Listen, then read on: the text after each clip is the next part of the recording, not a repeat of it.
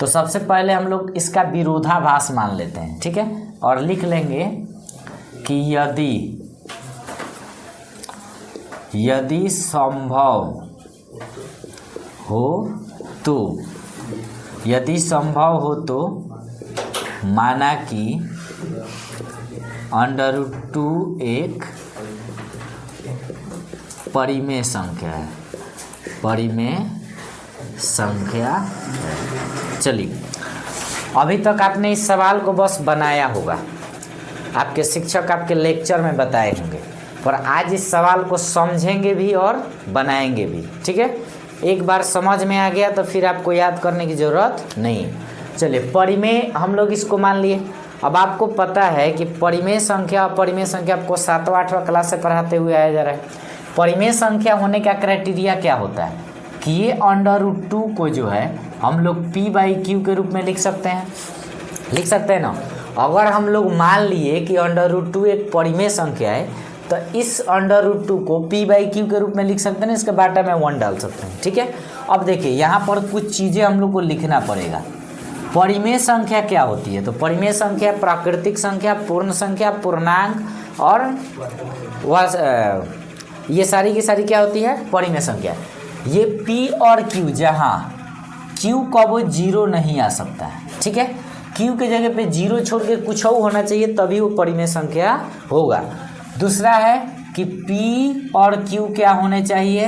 पूर्णांक होने चाहिए। तो हम लोग लिख देते हैं कि p और q पूर्णांक है, क्योंकि हम सब मानते आ रहे हैं, बस मानते आ रहे हैं। बस परिमेय संख्या का कंडीशन यही है कि p/q में लिखाना चाहिए, नीचे वाला के जगह पे 0 नहीं होना चाहिए और ये दोनों पूर्णांक होना चाहिए। और पूर्णांक आपको पता है, पूर्णांक में धनात्मक और ऋणात्मक दोनों आता है।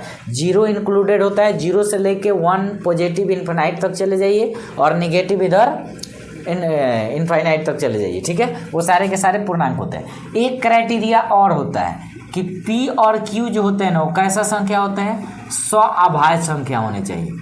सअभाज्य संख्या है, सअभाज्य संख्या है।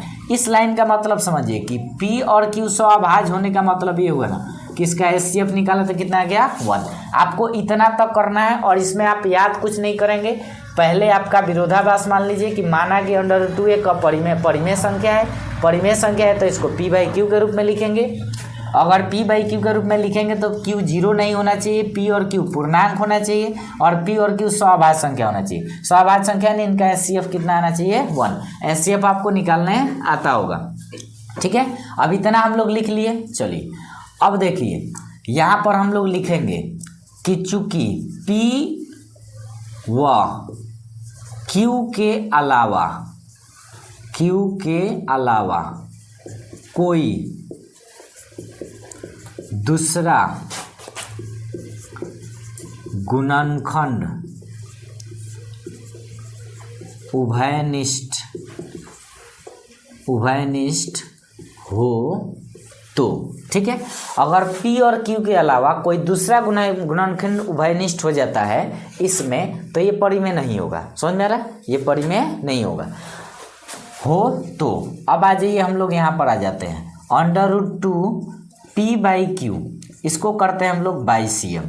बाइसियम मीन्स तिरछा तिरछी गुना। चलिए, इससे इसमें गुना करते हैं तो p बराबर √2 और यहाँ पर आ गया q।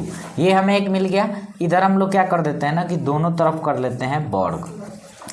दोनों तरफ वर्ग करने पर, चलिए, जब दोनों तरफ वर्ग करेंगे तो इधर आ जाएगा p² और इधर आ गया √2q का होल स्क्वायर। चलिए, यहाँ आ गया p² √2 का स्क्वायर 2 और इधर आ गया q²। कोई दिक्कत नहीं। चलिए, अब यहाँ देखिए, थोड़ा सा हम एक सीधा कर देते हैं इसको। 2q² बराबर p², ठीक है। यहाँ एक चीज़ लिखेंगे, देखिए, ये बीच में बराबर होने का मतलब है ना कि इस 2 से ये कटेगा, 2 से p² क्या होगा? कटेगा, ठीक है। यहाँ पर आ गया 2q² बराबर p², ठीक है। तो यहाँ देखिए, सबसे पहले यहाँ पर क्या लिखेंगे कि 2 से p² विभाजित है, अतः 2 से p भी क्या होगा, विभाजित होगा। ठीक है, जैसे मान लीजिए कि 2 से 4 विभाजित है तो 2 से 2 भी तो विभाजित होगा, यहाँ 2 से p स्क्वायर यानी 2 का स्क्वायर विभाजित है तो 2 भी विभाजित होगा, ये भी कटेगा ये भी कटेगा। ठीक है, यही लॉजिक वहाँ पे लगाया गया है। चलिए, तो अब ये हमारा एक कंडीशन आ गया, तो इसको मान लेंगे इक्वेशन फर्स्ट, कोई दिक्कत, इसको मान लेंगे इक्वेशन फर्स्ट। अब नेक्स्ट स्टेप में हम लोग चलते हैं। अब यहाँ हम लोग एक चीज़ मान लेंगे कि माना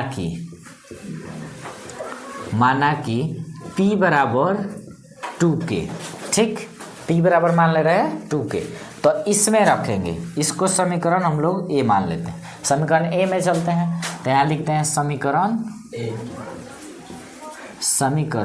a से a बराबर है हमारा p स्क्वायर बराबर के 2q स्क्वायर। चलिए p की जगह पे हमको रख देना है 2k स्क्वायर बराबर के 2q स्क्वायर।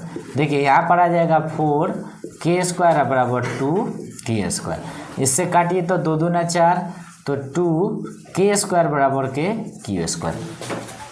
सिमिलरली देखिए यहाँ वाला कंडीशन आ गया।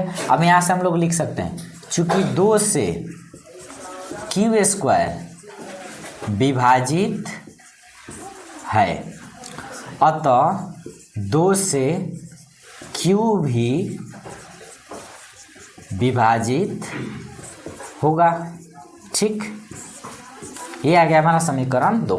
देखिए हम लोगों ने इसको एक परिमेय संख्या मान लिया, जब परिमेय संख्या मान लेते इसको p/q के रूप में लिख दिए। अब लिखने के बाद इसको जब बाइसियम करे, इस दोनों तरफ वर्ग किए, तो ये हमें रिजल्ट मिला। इस रिजल्ट से पता चला कि ये 2 जो है p स्क्वायर को काट रहा है, तो इसका मतलब ये हुआ कि 2 p को भी काटेगा। फिर हमको p बराबर 2 के रख के सॉल्व किए, तो 2 यहाँ पर q स्क्वायर को विभाजित कर रहा है, 2 से q स्क्वायर विभाजित है तो 2 से q भी विभाजित होगा। लेकिन हम लोगों ने बोला है कि अगर ये परिमेय संख्या है तो इसमें p और q के अलावा कोई दूसरा गुणनखंड होना ही नहीं चाहिए। पर यहाँ तो एंट्री हो गया 2 का, जो 2 बता रहा है कि 2 से p भी कट रहा है और q भी कट रहा है, समझ आ रहा है। तो यहाँ पर हम लोग लिख सकते हैं, चूँकि समीकरण 1 व 2 से कि p व q में एक के अलावा कोई